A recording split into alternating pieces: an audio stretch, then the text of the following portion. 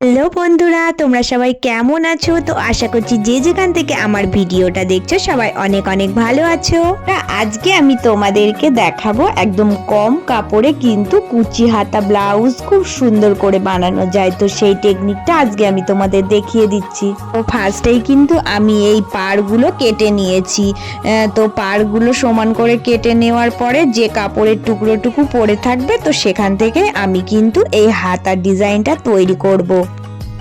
দেখো, প্রথমে কিন্তু আমি পাটটাকে হাতের যে মাপ ছিল সেই মাপ অনুযায়ী কেটে নিচ্ছি। তো একটা কেটে নেওয়ার পরে সেম মাপ করে কিন্তু আরও একটা আমি কেটে নিচ্ছি। তো এই দুটো টুকরো আমার হাতের যে বেডটা হবে সেটার জন্য কেটে রাখা হলো। এবার আমি উপরে কুচির জন্য বাকি অংশ যেটুকু পড়ে আছে সেই কাপড়ের টুকরো দিয়েই বানিয়ে নেব। দেখো, সমস্ত ব্লাউজ কাটিং হয়ে যাওয়ার পরে এই কাপড়টুকু আমার পড়ে আছে। তো এই কাপড়ের টুকরো দিয়েই আমি আজকে তোমাদেরকে হাতার ডিজাইনটা করে দেখাবো। এই কাপড়টা আমি দুটো ভাঁজ করে নিচ্ছি। এবার মাপগুলো দেখো, সমান মানে ওপরেরটা কিন্তু তোমরা যতটা মাপ চাইবে, যতটা লম্বা রাখতে চাইবে তার থেকে ওই পাড়ের অংশটা বাদ দিয়ে বার করে নেবে। তো এইভাবে করে দেখো আমি সমানে চার কোণা করে দাগ টেনে নিচ্ছি।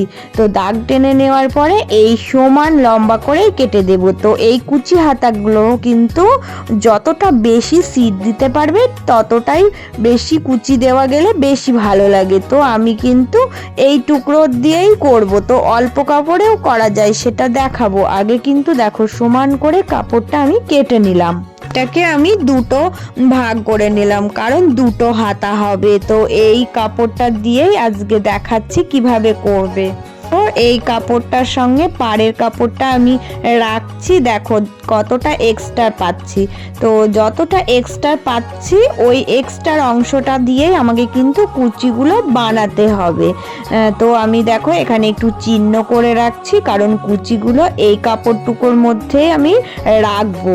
তো এই জন্য আমি এইটুকু চিহ্ন করে রাখলাম। এবার দেখো আমি ফার্স্টে কিন্তু এই চিহ্ন করা অংশটুকুতে কুচিগুলো সমান করে করে দিয়ে নেব যতটা কুচি হয়। তো কম কাপড় আছে বলে আমি এই মিডিলের অংশটুকুই কুচি দেব, সামনে একটু ছেড়ে রাখলেও বেশ সুন্দর হবে। তো দেখাবো তোমাদের কেমন হচ্ছে। তো এইটুকু আমি কুচি দিয়ে জয়েন করে নিলাম। এবার দেখো সমান করে কিন্তু আমি সেম ভাবে উপরের অংশটাও কুচিগুলো দিয়ে নেব। তো কুচিগুলো সমান করে দিয়ে নিয়ে আমি জয়েন করে দেব। তো দেখো সমান সুন্দর হয়ে কুচিগুলো সেট আপটা হয়ে যাবে। তো এইভাবে সেলাইটা দিয়ে নেব।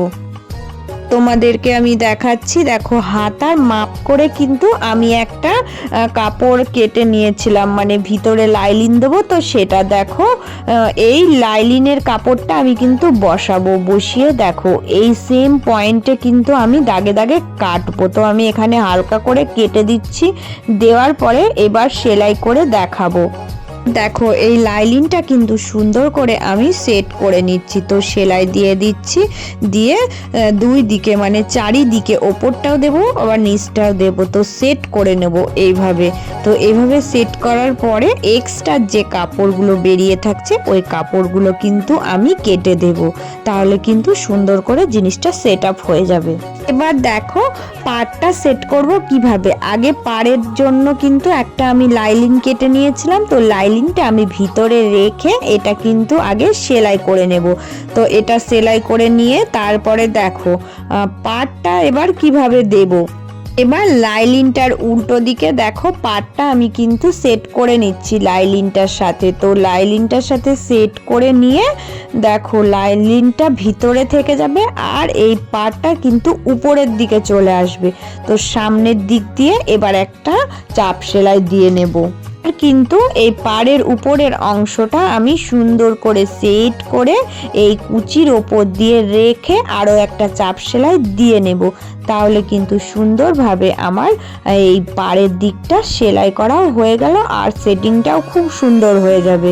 তো এইভাবে করেই কিন্তু আমি সেট আপটা করে নেব। দেখো বন্ধুরা, এবার কিন্তু খুব সুন্দরভাবে আমার হাতাগুলো তৈরি হয়ে গেছে। তো হাতাগুলো এবার সেটিং করে নিলেই কিন্তু হয়ে যাবে। তো এই হাতাগুলো কিন্তু বেশি কাপড়ে খুব ভালো হয়, তো কম কাপড়েও খুব সুন্দর হয়। তো তোমাদেরকে আমি এই কম কাপড় দিয়ে কিভাবে করবে সেটাও দেখিয়ে দিলাম।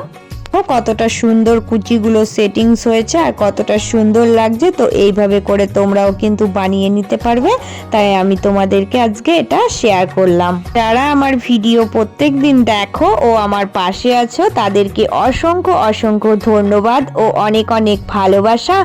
আর যারা নতুন বন্ধু প্লিজ চ্যানেলটা সাবস্ক্রাইব করে দিয়ে পাশে থেকো। সবাই অনেক অনেক ভালো থেকো।